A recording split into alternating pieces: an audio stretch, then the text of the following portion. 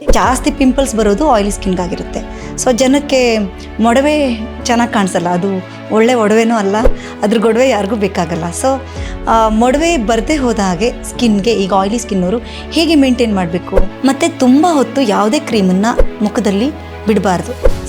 Heavy ಸನ್ expose ಆದಾಗ oil secretions ಇನ್ನೂ ಜಾಸ್ತಿ ಆಗಿ ಕ್ಲಾಕ್ ಫಾರ್ಮ್ ಆಗಿ ಪಿಂಪಲ್ ಬರೋಕ್ಕೆ ಶುರುವಾಗ್ಬಿಡುತ್ತೆ. ಹಾಯ್ ನಮಸ್ಕಾರ, ನಾನು ಡಾಕ್ಟರ್ ನಾಗಲಕ್ಷ್ಮಿ ಭಟ್, ಕಲ್ಪ ಆಯುರ್ವೇದಿಕ್ ಸೆಂಟರ್. ಸೊ ನಾನು ನಿಮಗೆ ಚರ್ಮದ ವಿಧಾನ ಅಂದರೆ ಚರ್ಮ ನಮ್ಮದು ಹೇಗೆ ಟೆಸ್ಟ್ ಮಾಡ್ಕೋಬೇಕು ಅನ್ನೋದನ್ನು ಹೇಳಿದ್ದೀನಿ ಆಲ್ರೆಡಿ. ಲೈಕ್ ಆ ಚರ್ಮದ ಪ್ರಕಾರದ ಅನುಗುಣವಾಗಿ ನಾವು ಅದಕ್ಕೆ ಹೇಗೆ ನಾವು ಲೈಫ್ ಲಾಂಗ್ ಆ ಸ್ಕಿನ್ನನ್ನು ಕೇರ್ ಮಾಡ್ಬೋದು, ಸ್ಕಿನ್ ಹಾಳಾಗದ ಹಾಗೆ ಹೇಗೆ ನೋಡ್ಕೋಬಹುದು ಅಂತ ನಾನು ನಿಮಗೆ ಈ ವಿಡಿಯೋದಲ್ಲಿ ತಿಳಿಸ್ಕೊಡ್ತಾ ಇದ್ದೀನಿ. ಸೊ ಸ್ಕಿನ್ ಟೈಪ್ ಅಂತ ಬಂದಾಗ ಈಗ ಆಯುರ್ವೇದ ಪ್ರಕಾರ ರೂಕ್ಷ ಅಂದರೆ ವಾತಜ, ಪಿತ್ತಜ, ಕಫಜ ಸ್ಕಿನ್ ಟೈಪ್ ಅಂತ ಇರುತ್ತೆ. ಸೊ ನಾವು ಮಾಡರ್ನ್ ಸೈನ್ಸಲ್ಲಿ ಹೋದಾಗ ಅದು ಲೈಕ್ ಸೆನ್ಸಿಟಿವ್ ಸ್ಕಿನ್ ಇರ್ಬೋದು, oily skin, dry skin, combined ಅಥವಾ ಕಾಂಬಿನೇಷನ್ ಸ್ಕಿನ್ ಅಂತ ಹೇಳ್ತೀವಿ. ಸೊ ಈ ಥರ ನಮಗೆ ಗೊತ್ತಾಗುತ್ತೆ ನಮ್ಮ ಸ್ಕಿನ್ ಟೈಪ್ ಹೇಗಿದೆ ಅನ್ನೋದು ನಮಗೆ ತಿಳಿದಾಗ ನಾವು ಅದನ್ನು ಜೀವನ ಪರ್ಯಂತ ಚೆನ್ನಾಗಿ ಹೇಗೆ ಅಂದರೆ ಮುಂದೆ ಏನು ಸಮಸ್ಯೆ ಬರದೇ ಹೋದಾಗೆ ನಾವು ಹೇಗೆ ಅದನ್ನು ಕಾಪಾಡ್ಕೋಬೇಕು ಅನ್ನೋದನ್ನು ತಿಳಿಸ್ಕೊಡ್ತೀನಿ. ಈಗ ಫಸ್ಟು ನಾವು ಆಯಿಲಿ ಸ್ಕಿನ್ ತೊಗೊಳ್ಳೋಣ. ಯಾಕಂದರೆ ಜಾಸ್ತಿ ಪಿಂಪಲ್ಸ್ ಬರೋದು ಆಯಿಲಿ ಸ್ಕಿನ್ಗಾಗಿರುತ್ತೆ. ಸೊ ಜನಕ್ಕೆ ಮೊಡವೆ ಚೆನ್ನಾಗಿ ಕಾಣಿಸಲ್ಲ, ಅದು ಒಳ್ಳೆ ಒಡವೆನೂ ಅಲ್ಲ, ಅದ್ರ ಗೊಡವೆ ಯಾರಿಗೂ ಬೇಕಾಗಲ್ಲ. ಸೊ ಮೊಡವೆ ಬರದೇ ಹೋದ ಹಾಗೆ ಸ್ಕಿನ್ಗೆ ಈಗ ಆಯಿಲಿ ಸ್ಕಿನ್ನವರು ಹೇಗೆ ಮೇಂಟೈನ್ ಮಾಡಬೇಕು, ಕೆಲವೊಂದು ಚಿಕ್ಕ ಪುಟ್ಟ ಕರೆಕ್ಷನ್ಸ್ ಇರುತ್ತೆ. ಅದು ಏನು ದೊಡ್ಡ ಸ್ಟೆಪ್ಸ್ ಅಲ್ಲ ಲೈಫಲ್ಲಿ, ಬಟ್ ಈ ಚಿಕ್ಕ ಪುಟ್ಟ ಕರೆಕ್ಷನ್ನ ನಾವು ದಿನನಿತ್ಯದಲ್ಲಿ ಮಾಡೋದ್ರಿಂದ ನಿಮಗೆ ನಿಮ್ಮ ಸ್ಕಿನ್ನನ್ನು ಚೆನ್ನಾಗಿ ಸೂಪರಾಗಿ ಇಟ್ಕೋಬೋದು. ಸೊ ಫಸ್ಟು ಎಲ್ಲರೂ ನೋಡೋದು ಫೇಸನ್ನು. ಸೊ ಫೇಸಲ್ಲಿ ಮುಖ ತುಂಬ ಮೊಡವೆ ಆದಾಗ ಆಬ್ವಿಯಸ್ಲಿ ನಮಗೆ ಒಂಥರ ಕಾನ್ಫಿಡೆನ್ಸ್ ಇರಲ್ಲ. ಸೊ ಆ ಕಾನ್ಫಿಡೆನ್ಸು ಚೆನ್ನಾಗಾಗಿ ನಮಗೆ ನಾವು ಸ್ಕಿನ್ನನ್ನು ಹೇಗೆ ಚೆನ್ನಾಗಿ ಇಟ್ಕೋಬೇಕು ಅನ್ನೋದನ್ನು ನಾವು ಮನೆಯಲ್ಲೇ ದಿನನಿತ್ಯ ಕೆಲವೊಂದು ಸ್ಟೆಪ್ಸ್ನ ಅಡಾಪ್ಟ್ ಮಾಡ್ಕೊಳ್ಳೋದ್ರಿಂದ ನಾವು ಅದನ್ನು ಕಲಿಬಹುದು. ಈಗ ಆಯಿಲಿ ಸ್ಕಿನ್ ಇರೋರಿಗೆ ಪದೇ ಪದೇ ಆಯಿಲ್ ಸೆಕ್ರೇಟ್ ಆಗ್ತಿರುತ್ತೆ, ಗೊತ್ತಿರುತ್ತೆ ನಮಗೆ. ನಾವು ಏನೋ ಡ್ರೆಸ್ ಮಾಡ್ಕೋತೀವಿ, 1 ಅವರ್ಗೆಲ್ಲ ಎಣ್ಣೆ ಸೆಕ್ರೇಟ್ ಆಗೋಕ್ಕೆ ಶುರು ಆಗಿಬಿಡುತ್ತೆ. ಅಂದರೆ ನಿಮ್ಮಲ್ಲಿ ಹಾರ್ಮೋನಲ್ ಇಂಬ್ಯಾಲೆನ್ಸ್ ಇರ್ಬೋದು. ಫಸ್ಟು ನೀವು ಕಾಸಸ್ ತಿಳ್ಕೊಬೇಕು. ಅದರಲ್ಲಿ ತುಂಬ ರೀಸನ್ ಇರುತ್ತೆ. ಈಗ ಜಾಸ್ತಿ ಆಯಿಲ್ ಸೆಕ್ರೇಟ್ ಆಗೋಕ್ಕೆ ಹಾರ್ಮೋನಲ್ ಇಂಬ್ಯಾಲೆನ್ಸ್ ಆಗಿರುತ್ತೆ. ಕೆಲವೊಂದು ಸಲ ಲೈಕ್ ಕ್ಲೈಮೇಟು, ವೆದರಿಂದ. ಈಗ ವೆದರು ಹ್ಯೂಮಿಡ್ ಇದ್ದರೆ ತುಂಬ ಬೇಸಿಗೆಗಾಲದಲ್ಲಿ ಆಯಿಲ್ ಸೆಕ್ರೇಷನ್ ಜಾಸ್ತಿ ಆಗುತ್ತೆ. ಯಾಕಂದರೆ ಬಿಸಿಲಿನಿಂದ ಸ್ಕಿನ್ ಪೋರ್ಸ್ ಓಪನ್ ಆಗಿಬಿಡುತ್ತೆ.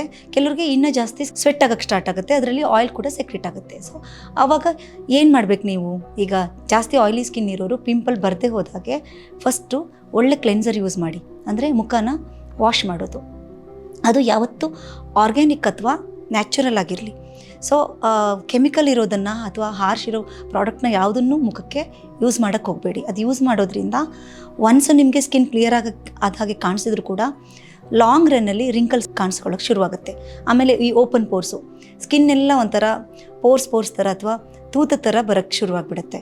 ಸೊ ಹಾಗಾಗಿ ನೀವು ಮುಖನ ನೀಟಾಗಿ ಬರೀ ನೀರಲ್ಲಿ ಆದಷ್ಟು ಜಾಸ್ತಿ ಟೈಮು ಬರೀ ನೀರಲ್ಲಿ ವಾಶ್ ಮಾಡಿ, ಹಾಗೂ ಅದಾದಮೇಲೆ ಪ್ಯಾಟ್ ಡ್ರೈ ಮಾಡೋದು.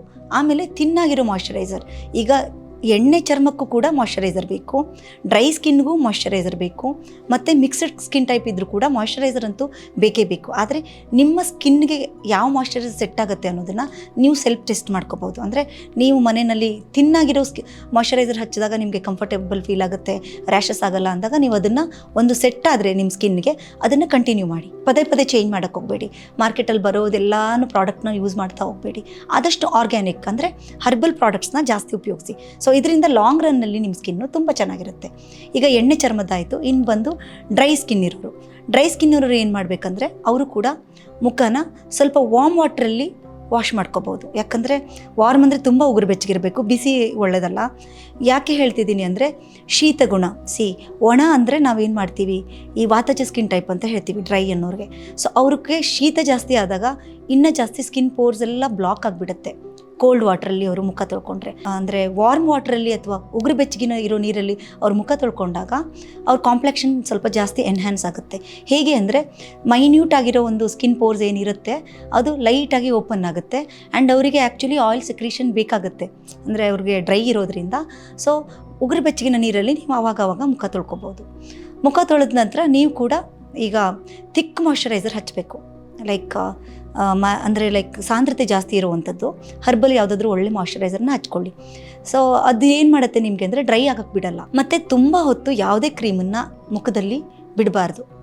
ಸೊ ನನ್ನ ಪೇಷಂಟ್ಸ್ಗೆ ಎಲ್ಲರಿಗೂ ಹೇಳೋದು ಫಸ್ಟ್ ಥಿಂಗ್, ಜಾಸ್ತಿ ಹೊತ್ತು ನಿಮ್ಮ ಮುಖದಲ್ಲಿ ಯಾವುದೇ ಕಂಟೆಂಟ್ ಹಾಕ್ಕೊಂಡ್ರೂ ಅವಾಗವಾಗ ವಾಶ್ ಮಾಡ್ತಾಯಿರಿ. ಸೊ ನೈಟ್ ಮಾತ್ರ ಹೋಲ್ ನೈಟ್ ಬಿಡ್ಬೋದು. ಯಾಕಂದರೆ ನೈಟ್ ನಾವೆಲ್ಲೂ ಓಡಾಡಲ್ಲ, ನಾವು ರೆಸ್ಟಲ್ಲಿ ಇರ್ತೀವಿ. ಸೊ ರೆಸ್ಟಲ್ಲಿರೋವಾಗ ನಮ್ಮ ಚರ್ಮ ಏನೇ ಹಾಕಿದ್ರೂ ಕೂಡ ಅದನ್ನು ಎಬ್ಸಾರ್ಬ್ ಮಾಡೋಕ್ಕೆ ತುಂಬಾ ಹೆಲ್ಪ್ ಮಾಡುತ್ತೆ. ಹಾಗಾಗಿ ನೀವು ಡೇ ಟೈಮಲ್ಲಿ ಏನೇ ಹಚ್ಚಿದ್ರೂ ಕೂಡ 1-2 ಅವರ್ಸ್ ಮ್ಯಾಕ್ಸಿಮಮ್ ವಾಶ್ ಮಾಡಿಬಿಡಿ. ವಾಶ್ ಮಾಡಿ ರೀಅಪ್ಲೈ ಮಾಡಿ ಮಾಯ್ಶ್ಚರೈಸರ್ನ. ಸೊ ಹೀಗೆ ನೀವು ನಿಮ್ಮ ಸ್ಕಿನ್ನನ್ನು ಡ್ರೈ ಇರೋರು ಮೇಂಟೈನ್ ಮಾಡ್ಬೋದು. ಸೊ ಈಗ ಡ್ರೈ ಇರೋರಿಗೆ ತುಂಬ ಮಾಯ್ಶ್ಚರೈಸರ್ ಬೇಕಾಗುತ್ತೆ. ಅವರು 1-2-3 ಟೈಮ್ಸ್ ಬೇರೆಯವ್ರಿಗಿಂತ ಜಾಸ್ತಿ ಮಾಯ್ಶ್ಚರೈಸರ್ನ ಯೂಸ್ ಮಾಡಬೇಕಾಗತ್ತೆ. ಇನ್ನು ನೆಕ್ಸ್ಟ್ ಬಂದು ಮಿಕ್ಸಡ್ ಸ್ಕಿನ್ ಟೈಪ್. ಸೊ ಇವರು ಕೂಡ ಅಂದರೆ ಒನ್ಸು ಅವ್ರಿಗೆ ಕೆಲವೊಂದು ಪಾರ್ಟಲ್ಲಿ ಮಾತ್ರ ಆಯಿಲ್ ಜಾಸ್ತಿ ಸೆಕ್ರೇಟ್ ಆಗುತ್ತೆ. ಯಾಕಂದರೆ ಸೀಬಮ್ ಅಂದರೆ ಟಿ ಝೋನಲ್ಲಿ ಜಾಸ್ತಿ ಸೆಕ್ರೇಟ್ ಆಗ್ತಿರ್ಬೋದು ಎಣ್ಣೆ ಅಂಶ, ಇಲ್ಲ ಹಣೆ ಮೇಲೆ ಮಾತ್ರ ಅವ್ರಿಗೆ ಅಂದರೆ ಆಯಿಲ್ ಸೆಕ್ರೆಟ್ ಜಾಸ್ತಿ ಇರುತ್ತೆ, ಬೇರೆ ಕಡೆ ಎಲ್ಲ ಡ್ರೈ ಫೀಲ್ ಆಗುತ್ತೆ. ಸೊ ಇವರು ಕೂಡ ಪದೇ ಫೇಸ್ ವಾಶ್ ಮಾಡಲೇಬೇಕು. ಫೇಸ್ ವಾಶ್ ವಿತ್ ಬರೀ ನೀರು, ಜಾಸ್ತಿ ಕೆಮಿಕಲ್ಸ್ ಹಾಕಬೇಡಿ. ಇನ್ನೂ ಅಂದರೆ ಲೈಕ್ ನಿಮಗೆ ಹಾಗೆ ಮುಖ ತೊಳೆದ್ರೆ ಕ್ಲೀನ್ ಫೀಲ್ ಆಗಲ್ಲ ಅಂದರೆ ಸೋಪ್ ಫ್ರೀ, ಯಾವುದರಲ್ಲಿ ಸೋಪಿನ ಅಂಶ ಇರೋದಿಲ್ವೋ ಆ ಥರದ್ದೊಂದು ಲೈಕ್ ಜೆಲ್ಲನ್ನು ಯೂಸ್ ಮಾಡ್ಬೋದು ನೀವು, ಹರ್ಬಲ್ ಜೆಲ್ಸ. ಅದರಿಂದ ನೀವು ಮುಖನ ಕ್ಲೆನ್ಸ್ ಮಾಡ್ತಾ ಇರಬೇಕು. ಆಮೇಲೆ ನೀವು ಕೂಡ ಮಾಯ್ಶ್ಚರೈಸರು ನಿಮಗೆ ಜಾಸ್ತಿ ತಿಕ್ ಬೇಕಾಗಲ್ಲ, ತಿನ್ ಕೂಡ ಬೇಕಾಗಲ್ಲ. ಆ ರೀತಿ ಒಂದು ಒಳ್ಳೆ ಮಾಯ್ಶ್ಚರೈಸರ್ನ ಮುಖಕ್ಕೆ ಹಚ್ತಾ ಇರಬೇಕು. ಸೊ ಸ್ಕಿನ್ಗೆ ಮೇನ್ ಬೇಕಾಗಿರೋದು ಅಂದರೆ ಹೈಡ್ರೇಷನ್, ಮಾಯ್ಶ್ಚರೈಸರ್, ಆಮೇಲೆ ಸನ್ ಪ್ರೊಟೆಕ್ಷನ್. ಈಗ ಮೇನ್ ಅಂದರೆ ನಾನು ಹೇಳ್ತಿರೋದು ಸನ್ ಪ್ರೊಟೆಕ್ಷನ್ ತುಂಬ ಇಂಪಾರ್ಟೆಂಟು. ನೀವು ಸೂರ್ಯನ ತೀಕ್ಷ್ಣವಾದ ರೇಸ್ಗೆ ನಿಮ್ಮ ಫೇಸನ್ನು ಯಾವಾಗಲೂ ನೀವು ಎಕ್ಸ್ಪೋಸ್ ಮಾಡ್ತಾ ಇದ್ದರೆ ರಿಂಕಲ್ಲು ಬರುತ್ತೆ, ಸ್ಕಿನ್ನು ಒಣಗುತ್ತೆ, ಆಮೇಲೆ ಲೈಕ್ ಪಿಂಪಲ್ ಕೂಡ ಬರ್ಬೋದು. ಯಾಕಂದರೆ ಹೆವಿ ಸನ್ ಎಕ್ಸ್ಪೋಸ್ ಆದಾಗ ಆಯಿಲ್ ಸೆಕ್ರಿಷನ್ಸ್ ಇನ್ನೂ ಜಾಸ್ತಿ ಆಗಿ ಕ್ಲಾಕ್ ಫಾರ್ಮ್ ಆಗಿ ಪಿಂಪಲ್ ಬರೋಕ್ಕೆ ಶುರುವಾಗ್ಬಿಡುತ್ತೆ. ಸೊ ಮತ್ತು ಟ್ಯಾನ್ ಕೂಡ ಆಗುತ್ತೆ. ಅದಕ್ಕೆ ಆದಷ್ಟು ಅಂದರೆ ಲೈಕ್ ಮಧ್ಯಾಹ್ನ ಟೈಮ್ ಅಂದರೆ 12 o'clock 1 o'clock ಜಾಸ್ತಿ ಬಿಸಿಲಿರುವಾಗ ನಿಮ್ಮ ಸ್ಕಿನ್ ಕವರ್ ಮಾಡ್ಕೊಳ್ಳೋದು ತುಂಬ ಇಂಪಾರ್ಟೆಂಟ್. ಇಲ್ಲ ಅಂದರೆ ಒಳ್ಳೆ ಸನ್ಸ್ಕ್ರೀನ್ನ ಕೂಡ ನೀವು ಯೂಸ್ ಮಾಡ್ಬೋದು. ಸೊ ಇದು ನಿಮ್ಮದು ಅಂದರೆ like mixed type of skin ಇರೋರು ಈ ರೀತಿ ಮೇಂಟೈನ್ ಮಾಡ್ಕೊಂಡು ಹೋಗಬೇಕು. ಸೊ ಹೀಗೆ ಮೇನ್ ಅಂದರೆ ಯಾವುದೇ ಸ್ಕಿನ್ ಟೈಪ್ ಇದ್ದರೂ ಕೂಡ ಮೇನ್ ಮೋಟೋ ಅಂದರೆ ನಿಮ್ಮ ಸ್ಕಿನ್ಗೆ ಕ್ಲೆನ್ಸ್ ಅಂದರೆ ಶುಚಿತ್ವ, ಆಮೇಲೆ ಹೈಡ್ರೇಷನ್, ಅದಕ್ಕೆ ಬೇಕಾಗಿರೋ ನ್ಯೂಟ್ರಿಷನ್ ಬೇಕಾಗುತ್ತೆ. ಇನ್ನೊಂದು ಮಾಯ್ಶ್ಚರೈಸರ್ ಅಂದರೆ ಲೈಕ್ ಆಯಿಲ್ನೆಸ್ ಕೂಡ ಸ್ಕಿನ್ ಚೆನ್ನಾಗಿರೋಕ್ಕೆ ಲಾಂಗ್ ರನ್ನಲ್ಲಿ ಬೇಕೇ ಬೇಕು. ಸೊ ಈ 3 ಅಂಶನ ನೀವು ಮೇಯ್ನಾಗಿ ನೆನ್ಪಿಟ್ಕೋಬೇಕು. ಕ್ಲೀನ್ ಮಾಡ್ತಾ ಇರೋದು, ಪದೇ ಮುಖನ ತೊಳಿತಾ ಇರೋದು ವಿತ್ ಸೋಪ್ ಫ್ರೀ. ಸೋಪ್ ಹಾಕಲೇಬೇಡಿ ಅಂತೀನಿ ನಾನು ಫೇಸ್ಗೆ, ಬಿಕಾಸ್ ಸೋಪ್ ಹಾಕೋದ್ರಿಂದ ಅದರಲ್ಲಿ ಡಿಟರ್ಜೆಂಟ್ ಇರುತ್ತೆ. ಯಾರು ಜಾಸ್ತಿ ಮುಖನ ತುಂಬ ಉಜ್ಕೊತಾ ಇರ್ತಾರೆ ನೋಡಿ ತೊಳ್ಕೊಂಡು ಫುಲ್ ಸೋಪ್ ಹಾಕಿ, ಅವ್ರ ಸ್ಕಿನ್ ಡಲ್ ಆಗ್ತಾ ಹೋಗುತ್ತೆ. ಸೊ ಅದರಲ್ಲಿರೋ ಕೆಮಿಕಲ್ಸ್ ಇರ್ಬೋದು ಅಥವಾ ಡಿಟರ್ಜೆಂಟ್ ಇರ್ಬೋದು, ಅವ್ರ ಸ್ಕಿನ್ನನ್ನು ಕಳೆಗುಂತಾ ಹೋಗುತ್ತೆ. ಅದಕ್ಕೆ ನೀವು ಜಾಸ್ತಿ ಸೋಪು ಅಥವಾ ತುಂಬ ಲಿಕ್ವಿಡ್ಸು, ಸೋಪ್ ಸೊಲ್ಯೂಷನ್ಸು, ಫೋಮ್ ಬರೋದೆಲ್ಲ ತುಂಬ ಯೂಸ್ ಮಾಡೋಕ್ಕೆ ಹೋಗಬೇಡಿ. ಮೈಲ್ಡಾಗಿರೋದನ್ನು ಉಪಯೋಗಿಸಿ. ಇನ್ನು ನೆಕ್ಸ್ಟ್ ಬಂದು ಮಾಯ್ಶ್ಚರೈಸರ್, ಒಂದು ಒಳ್ಳೆ ಮಾಯ್ಶ್ಚರೈಸರು ಹರ್ಬಲ್. ಸೊ ಅದರಲ್ಲಿ ನಿಮಗೆ ಈಗ ಆಲ್ಮಂಡ್ ಇರ್ಬೋದು, ಆಯಿಲು ಅಥವಾ ಜೊಜೋಬಾ, ವೈಟಮಿನ್ ಇ, ಇವೆಲ್ಲ ಏನು ಸ್ಕಿನ್ನನ್ನು ಬೂಸ್ಟ್ ಮಾಡುತ್ತೆ. ಕೊಲಾಜನ್ ಕೂಡ ಬೂಸ್ಟ್ ಮಾಡುತ್ತೆ.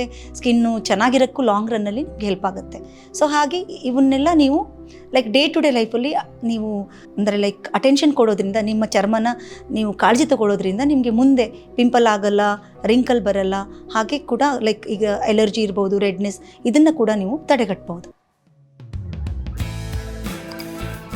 ನಮ್ಮ ಕನ್ನಡ ಫೇಸ್ಬುಕ್ ಪೇಜ್ನ ಲೈಕ್ ಮಾಡಿ, ಯೂಟ್ಯೂಬ್ ಚಾನೆಲ್ನ ಸಬ್ಸ್ಕ್ರೈಬ್ ಮಾಡಿ. For more updates click on the bell icon. ನಮ್ಮ ಕನ್ನಡ ಡಿಜಿಟಲ್ ಮೀಡಿಯಾ.